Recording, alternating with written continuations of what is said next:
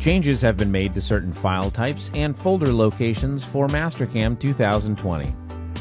In previous versions, Mastercam used the following default names and locations for installed folders. For Mastercam 2020, the file structures have changed. If you have Mastercam and Mastercam for SOLIDWORKS installed, both products now use the same root folder. If you only have one product installed, only that product folder will be in the root folder.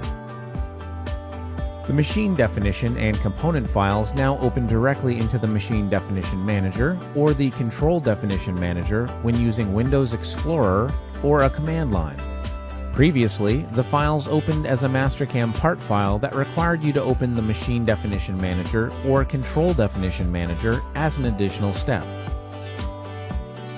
For more information on changes to files and folders for Mastercam 2020, be sure to visit whatsnew.mastercam.com.